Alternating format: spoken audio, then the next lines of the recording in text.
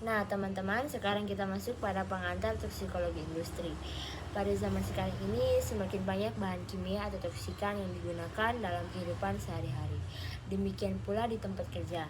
Tercatat sekitar 100.000 jenis bahan kimia yang diperdagangkan di European Inventory of Exciting Commercial Substance atau INS. Namun, baru sekitar 4.000 sampai dengan 8.000 yang diketahui sifat-sifatnya dan diuji keamanannya. Banyak di antaranya terbukti dapat menimbulkan gangguan kesehatan pada manusia, hewan, tumbuh-tumbuhan, dan ekosistem lainnya. Bahkan, hampir 900 jenis di antaranya bersifat karsinogenik pada manusia. Setiap tahunnya, sekitar 1.000 jenis bahan kimia baru diproduksi dan miliaran ton limbah kimia dihasilkan dari aktivitas manusia. Baik, sekarang kita masuk pada definisi toksikologi. Istilah toksikologi itu berarti ilmu racun. Kata toksik dalam bahasa Indonesia merupakan kata serapan dari bahasa Inggris yaitu toksik beracun dan berkombinasi dengan logos atau ilmu. Kata toksik sendiri berasal dari bahasa Latin toxicus atau racun atau posion. Asal kata itu berasal dari Yunani kuno toksikon, yang dipakai pada anak panah yang dicelupkan pada bahan beracun. Toksikologi dengan demikian berhubungan dengan toksikas atau busur dan toksikon celupan anak panah, dua kata Latin yang dipergunakan pada masa silam ketika anak panah yang dipakai untuk berperang mengandung racun. Kalasen 2008. Secara umum, toksikologi kini berarti study of the adverse effect of agents on living organism atau studi efek buruk merugikan dari toksikan pada organisme hidup. Sekarang kita masuk ke sejarah dan perkembangan toksikologi industri. Seorang toksikolog abad ke-19 bernama Matthew Joseph Bonaventura Orfila dikenal sebagai tokoh pendiri toksikologi modern. Ilmu toksikologi pada awalnya merupakan dasar dari ilmu kedokteran terapi dan eksperimen. Ortija dikenal sebagai tokoh toksikologi modern karena jasa-jasanya mengembangkan ilmu toksikologi sesuai dengan kemajuan zaman dan teknologi pada masanya. Orfila menulis suatu yang penting mengenai hubungan sistematika suatu informasi kimia dan biologi tentang racun. Toksikologi dalam perkembangannya berperan penting dalam menunjang berbagai subdisiplin ilmu lainnya.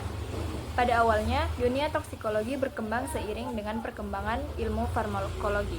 Kini, toksikologi dapat berdiri sendiri sebagai suatu disiplin ilmu. Kedua disiplin ilmu tersebut sebenarnya memiliki kemiripan, baik metode maupun tujuan keilmuan, antara lain mempelajari mekanisme perubahan suatu bahan kimia dalam sistem biologi. Dalam dunia toksikologi, mempelajari dosis suatu bahan kimia untuk mendapatkan berapa dosis terendah yang tidak memberikan efek farmakologis dari dosis yang menyebabkan timbulnya efek. Berikut kita masuk pada ruang lingkup dan tujuan toksologi industri. Ruang lingkup toksologi industri pada awalnya terbagi menjadi 3 bidang, yaitu toksologi deskriptif, toksologi mekanistik, dan toksologi regulatori, membentuk dasar ruang lingkup toksologi. Dengan waktu, ketika bidang ini menjadi dasar penggunaan data toksologi untuk menilai risiko atau risk assessment, dan didukung oleh toksologi informatika.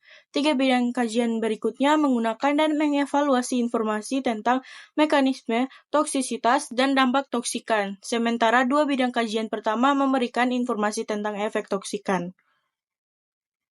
Tujuan toksologi industri adalah untuk memahami dan mengkaji bagaimana bahan kimia berbahaya terhadap makhluk hidup, khususnya manusia, sehingga manusia dapat menggunakan dan hidup berdampingan dengan bahan kimia di lingkungan kerja mereka tanpa menyebabkan masalah kesehatan atau kerusakan lingkungan.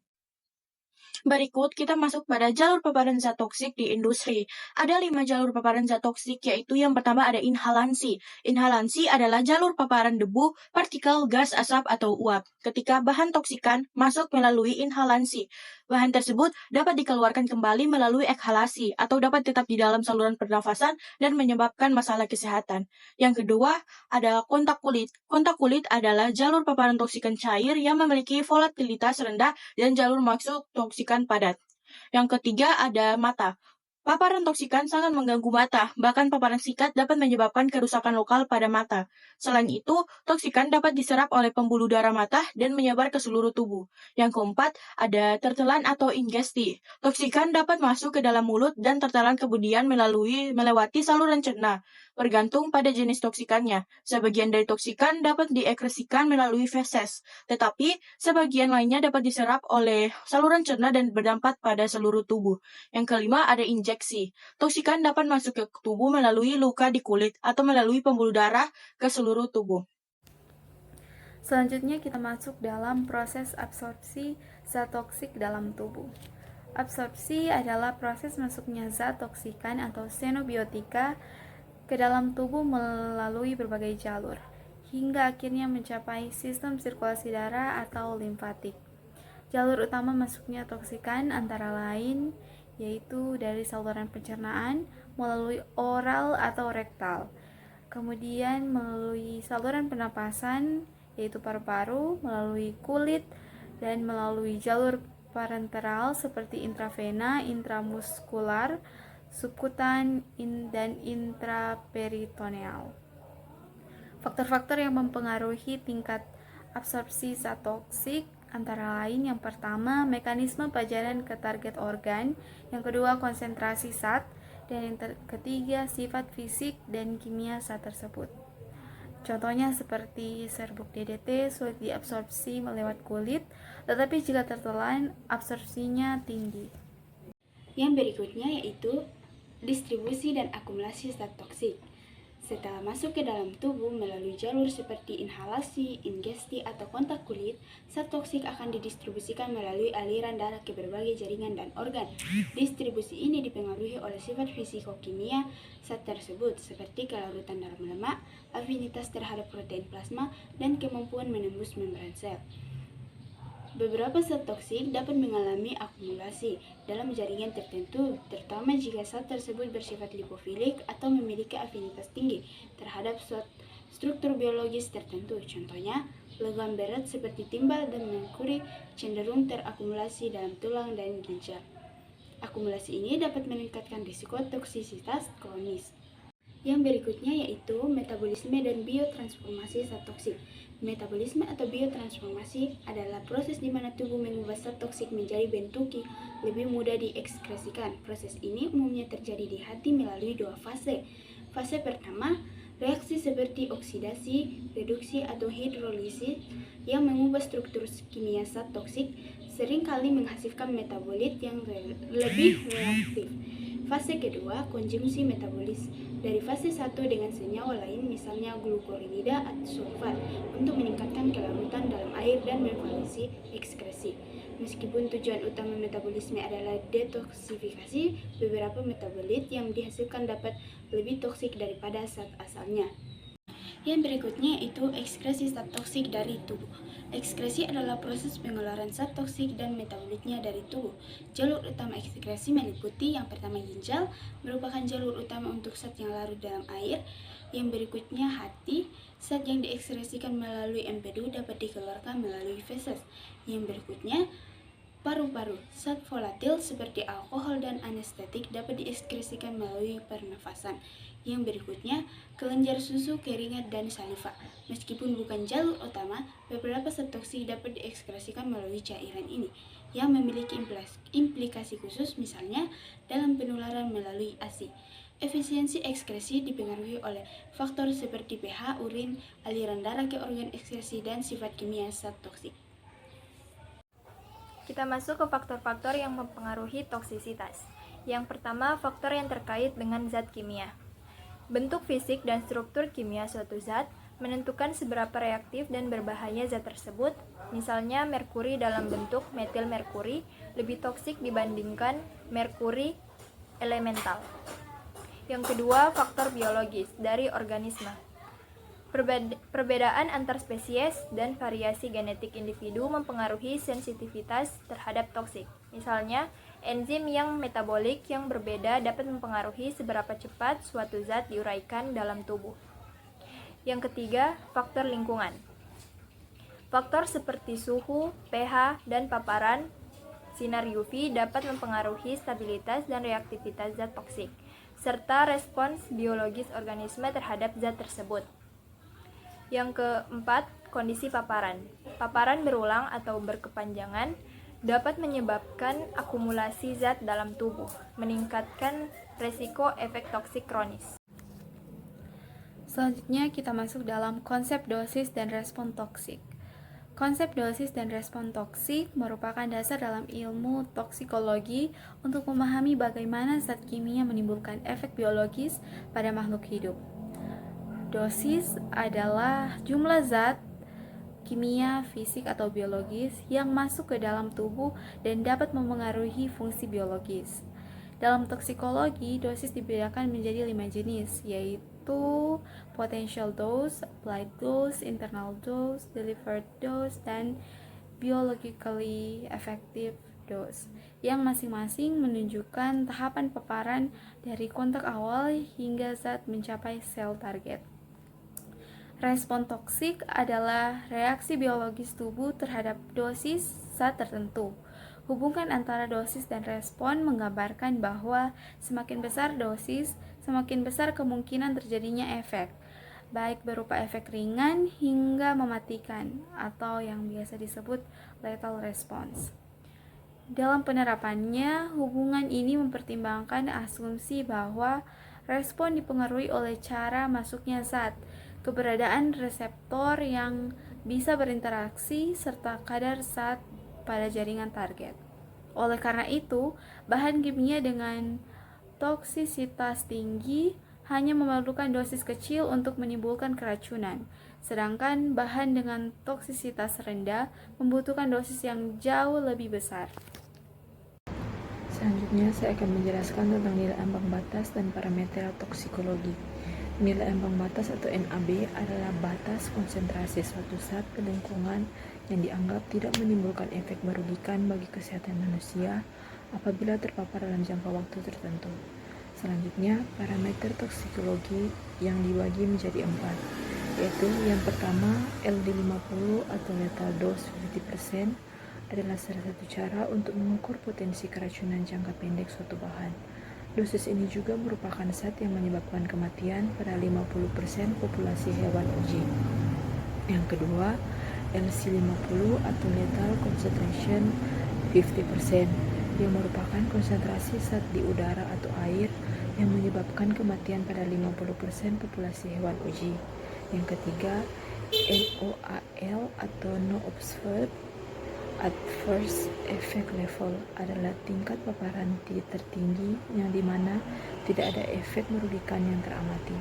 Yang keempat, LOAL atau Low Observed Adverse Effect Level, yang merupakan tingkat paparan terendah di mana efek merugikan mulai teramati. Zat toksik anorganik, timbal, dan merkuri. Timbal dan merkuri adalah logam berat anorganik yang sangat toksik bagi manusia. Timbal dapat masuk ke tubuh melalui inhalasi atau konsumsi dan terakumulasi dalam tulang serta jaringan lunak. Paparan kronis timbal dapat menyebabkan kerusakan saraf, anemia, gangguan ginjal, dan keterlambatan perkembangan pada anak. Merkuri, terutama dalam bentuk uap dan metil merkuri, dapat menyerang sistem saraf pusat, menyebabkan tremor, gangguan kognitif, dan kelainan perkembangan pada janin. Kedua logam ini sulit dikeluarkan dari tubuh dan memiliki dampak toksik jangka panjang. Selanjutnya kita masuk dalam zat toksik organik, yaitu benzena dan toluena. Yang pertama, benzena. Senyawa berbentuk cairan, tidak berwarna, dengan aroma manis khas. Kemudian bersifat karsinogenik atau dapat memicu kanker jika terpapar dalam jangka panjang, terutama terkait dengan leukemia. Sumber paparannya bisa berupa asap rokok, emisi industri, bahan bakar, dan pelarut. Kemudian efek toksik, menekan sistem saraf pusat, iritasi kulit dan mata, dan gangguan sumsum tulang. Yang kedua, toluena. Cairan bening beraroma seperti pengencer cat, kurang karsinogenik dibanding benzena, tetapi berbahaya bagi sistem saraf. Sumber paparannya bisa berupa cat, bahan pelarut, perekat, dan industri kimia. Efek toksiknya bisa berupa pusing, kerusakan ginjal dan hati, dan gangguan koordinasi motorik. Kita masuk ke dalam pelarut organik, industri, dan dampaknya. Pelarut organik seperti aseton, toilena, N-heksana, metanol, dan diklorometana dan lain-lain banyak digunakan di industri kimia dan penelitian. Sifat volatil dan toksiknya menimbulkan risiko kesehatan serius melalui paparan inhalasi, kontak kulit, dan kontaminasi lingkungan. Pelarut organik industri adalah senyawa berbasis karbon seperti volatil dan berbobot molekul rendah yang digunakan sebagai media pelarut dalam proses industri. Dampak kesehatannya yaitu efek akut bisa berupa sakit kepala, pusing, iritasi kulit dan mata, serta kehilangan kesadaran. Kemudian efek kronisnya, kerusakan sistem saraf pusat, gangguan hati dan ginjal, bahkan kematian. Kemudian ada pun dampak lingkungan. Yang pertama itu mencemari udara. Mencemari udara, tanah, dan air melalui emisi industri dan limbah. Kemudian mengancam ekosistem dan kesehatan masyarakat sekitar. Selanjutnya, debu industri dan risiko paparannya. Debu industri adalah partikel halus yang dihasilkan dari berbagai proses industri seperti penggergajian, pengelasan, pertambangan, dan produksi bahan kimia. Paparan debu industri dapat membahayakan kesehatan pekerja, terutama jika terjadi secara terus-menerus tanpa perlindungan yang memadai. Jenis debu seperti silika, asbestos, dan debu logam berat diketahui dapat menyebabkan berbagai penyakit pernapasan seperti pneumokoniosis, silikosis, asbestosis, bronkitis kronis, dan kanker paru-paru. Risiko paparan meningkat pada lingkungan kerja dengan ventilasi buruk, penggunaan alat pelindung diri atau APD yang minim, dan kurangnya pengawasan terhadap kualitas udara. Asap dan gas berbahaya di lingkungan kerja. Asap dan gas berbahaya di lingkungan kerja adalah zat-zat kimia dalam bentuk gas atau partikel yang dihasilkan dari proses industri, pembakaran, atau aktivitas lainnya yang dapat membahayakan kesehatan pekerja. Paparan terhadap zat-zat ini dapat menyebabkan berbagai gangguan kesehatan, mulai dari iritasi ringan hingga penyakit serius seperti gangguan pernapasan, keracunan, atau bahkan kematian. Selanjutnya adalah efek akut dan efek kronis paparan zat kimia. Yang pertama, efek akut paparan zat kimia. Efek akut dari paparan zat kimia adalah reaksi toksik yang muncul dalam waktu singkat, biasanya dalam hitungan detik hingga 24 jam setelah seseorang terpapar. Efek ini umumnya disebabkan oleh paparan dosis tinggi secara tiba-tiba, seperti pada insiden tumpahan bahan kimia di tempat kerja. Gejalanya dapat berupa iritasi pada kulit dan mata, mual, pusing, gangguan pernafasan, hingga keracunan sistemik yang membutuhkan penanganan medis segera. Yang kedua, efek kronis paparan zat kimia. Efek kronis merupakan dampak kesehatan jangka panjang akibat paparan zat kimia dalam dosis rendah namun terjadi secara terus-menerus dalam waktu lama, seperti berbulan-bulan hingga bertahun-tahun. Efek ini bersifat kumulatif dan seringkali tidak langsung terlihat, sehingga sulit terdeteksi pada tahap awal. Kerusakan yang ditimbulkan dapat bersifat permanen dan mengenai organ vital seperti hati, ginjal, sistem saraf, atau bahkan menyebabkan kanker. Efek toksik pada sistem saraf. Efek toksik pada sistem saraf merujuk pada kerusakan atau gangguan fungsi sistem saraf akibat paparan zat-zat toksik seperti logam berat, misalnya merkuri dan timbal, pestisida, atau bahan kimia industri lainnya. Paparan ini dapat menyebabkan berbagai gangguan neurologis, termasuk penurunan fungsi kognitif, gangguan perilaku, tremor, dan dalam kasus parah, kerusakan otak permanen. Efek toksik pada sistem hati dan ginjal. Hati dan ginjal merupakan organ utama dalam proses detoksifikasi dan ekresi zat-zat asing atau xenobiotik dalam tubuh.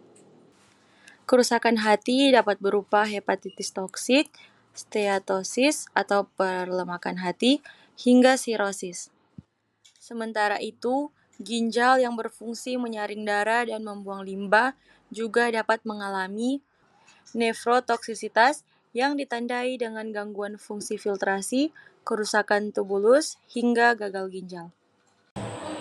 Selanjutnya masuk dalam toksik pada sistem reproduksi.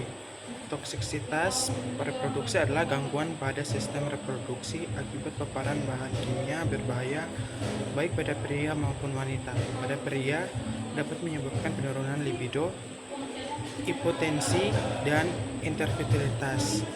Pada wanita dapat menyebabkan gangguan ovulasi dan kehamilan, seperti yang menyebabkan keguguran, kematian janin, atau kelahiran prematur. Efek lainnya termasuk cacat lahir, kelainan kromosom, kanker pada anak, serta kematian bayi. Bahan kimia seperti logam berat, pelarut organik, dan hormon sintesis merupakan contoh yang berpotensi menyebabkan gangguan ini. Selanjutnya adalah efek toksik pada sistem pernafasan. Efek toksik pada sistem pernafasan terjadi akibat paparan bahan kimia berbahaya yang masuk melalui udara seperti gas, uap, atau partikel halus. Sistem pernafasan, terutama saluran nafas atas, trakea, bronkus, hingga alveoli, sangat rentan terhadap zat-zat toksik seperti sulfur dioksida, amonia, formaldehid, dan isosianat. Paparan ini dapat menimbulkan gejala seperti iritasi, batuk, sesak nafas, peningkatan produksi lendir, hingga kerusakan jaringan paru.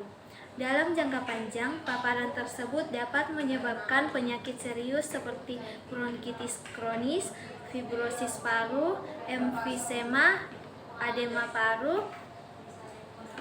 paru, bahkan kanker paru. Kerusakan ini juga diperparah oleh respon imun tubuh dan beban oksidatif akibat radikal bebas yang menyebabkan inflamasi dan cedera jaringan secara berkelanjutan. Kita masuk ke efek teratogenik dan mutagenik, yaitu yang pertama efek teratogenik. Efek teratogenik menurut WHO atau World Health Organization adalah efek yang disebabkan oleh zat teratogen yang mengganggu perkembangan janin dalam kandungan dan menyebabkan cacat bawaan atau kelainan pada bayi saat lahir. Ada beberapa dampak, yaitu yang pertama, keguguran, kedua, cacat lahir, ketiga, gangguan perkembangan otak dan saraf, dan keempat, retardasi pertumbuhan intrauterin. Kita masuk ke efek mutagenik. Efek mutagenik menurut WHO adalah kemampuan suatu zat atau agen untuk menyebabkan perubahan pada DNA atau kromosom yang dapat mengakibatkan mutasi dan dapat mengakibatkan berbagai masalah kesehatan termasuk penyakit genetik, kanker, dan gangguan perkembangan. Ada beberapa dampak, yaitu yang pertama mutasi genetik, kedua risiko kanker meningkat, ketiga kelainan bawaan, dan yang terakhir risiko infertilitas. Kita masuk ke dalam zat karsinogenik dalam industri, yaitu yang pertama ada definisi. Zat karsinogenik dalam industri adalah bahan kimia atau agen fisik yang dapat menyebabkan kanker pada manusia setelah paparan dalam jangka panjang. Cara pencegahan. Diperlukan bentuk pencegahan untuk mengatasi persoalan pekerja di industri tekstil. Salah satu cara yang dapat dilakukan yaitu penggunaan alat pelindung diri atau APD. Pemeriksaan kesehatan berkala, pendidikan dan pelatihan tenaga kerja, rotasi pekerjaan, pengawasan dan penegakan aturan, kolaborasi dengan ahli K3, serta evaluasi dan pemantauan berkelanjutan. Melalui implementasi tersebut diharapkan mampu menciptakan lingkungan kerja yang lebih aman dan sehat, serta mencegah risiko penyakit akibat kerja bagi pekerjanya. Selanjutnya kita masuk pada gangguan imunologis akibat paparan bahan kimia.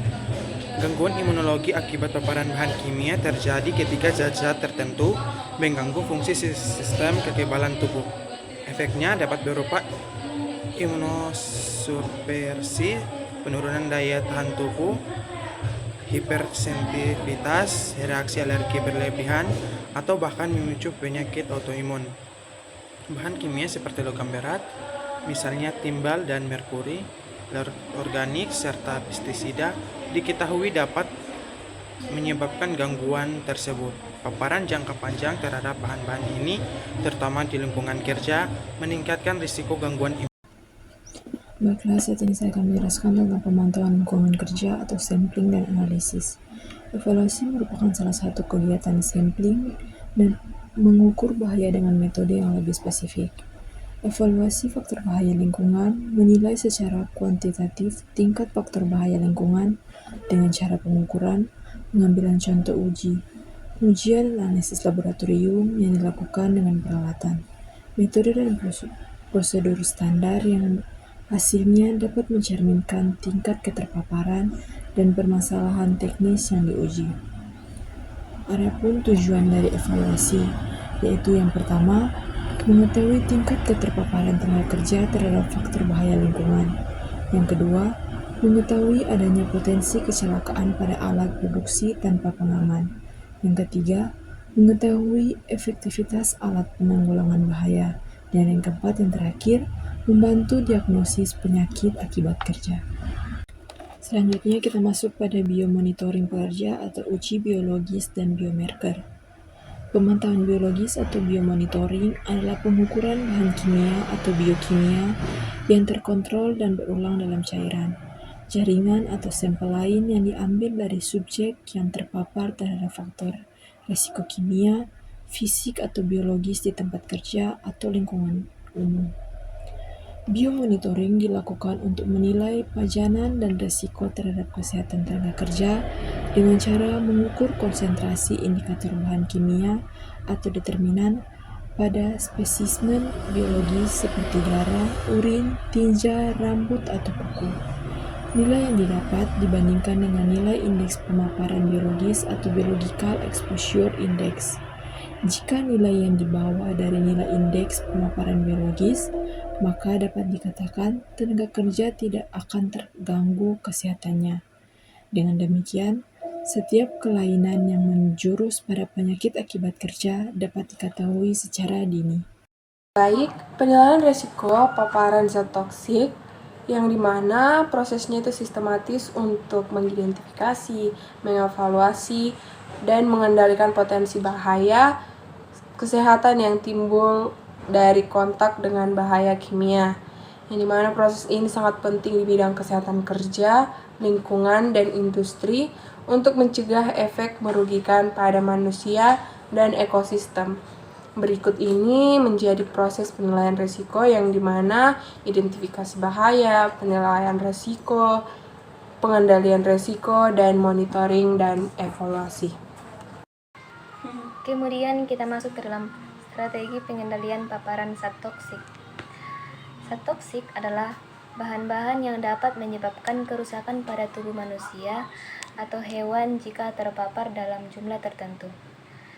Strategi pengendalian paparan zat toksik yaitu: pertama, bahan toksik memiliki karakteristik dan bahaya yang berbeda-beda, sehingga penting untuk memahami dan mengidentifikasi jenis bahan toksik yang ada sebelum digunakan atau diolah.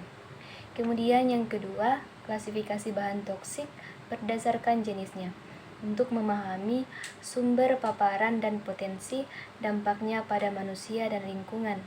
Yang ketiga, klasifikasi bahan toksik berdasarkan mekanisme kerjanya dapat membantu dalam memahami dampak yang ditimbulkan pada tubuh manusia ataupun hewan. Yang keempat, perhatikan kategori toksitasi dari bahan yang digunakan dan mengikuti panduan keselamatan yang tepat untuk menghindari paparan berlebihan yang dapat membahayakan kesehatan. Terima kasih. Selanjutnya, penerapan hierarki pengendalian risiko.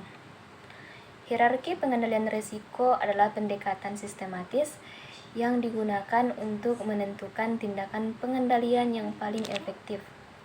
Hierarki ini terdiri dari 5 tingkatan, diurutkan berdasarkan efektivitasnya dari yang paling efektif. Yang pertama itu adalah eliminasi, di mana upaya melindungi pekerja dari potensi bahaya di tempat kerja, misalnya mengidentifikasi dan menghilangkan bahaya kimia beracun. Kemudian yang kedua yaitu substitusi, yaitu pengendalian risiko lebih rendah, misalnya mengganti metode yang lebih berisiko dengan metode yang lebih aman. Kemudian yang ketiga yaitu kontrol teknik, yaitu strategi mengurangi risiko bahaya di tempat kerja. Yang keempat, kontrol administratif, yaitu meningkatkan kesadaran akan adanya bahaya di tempat kerja melalui instruksi, tanda, prosedur, aturan, informasi, dan mengingatkan pekerja tentang potensi bahaya. Yang terakhir itu ialah alat pelindung diri yang biasa disingkat dengan APD, yaitu bahaya dikendalikan menggunakan peralatan pelindung diri. Alat pelindung diri dan efektivitasnya. Alat pelindung diri, biasa disebut APD, adalah peralatan yang dikenakan untuk meminimalkan paparan berbagai bahaya. Contoh APD meliputi barang-barang seperti sarung tangan, pelindung kaki dan mata, alat pendengaran pelindung atau penyumbat telinga, sarung tangan, topi keras, respirator, dan pakaian seluruh tubuh. Efektivitas APD merujuk pada sejauh mana penggunaan alat pelindung diri dapat mengurangi resiko paparan terhadap bahaya biologis, kimia, dan fisik di lingkungan kerja. Baik, sekarang kita akan membahas tentang peran tenaga kesehatan kerja dalam toksikologi, yang dimana peran tenaga kesehatan sangatlah diperlukan, yang dimana peran tenaga kesehatan dapat mengidentifikasi bahan kimia beracun di tempat kerja,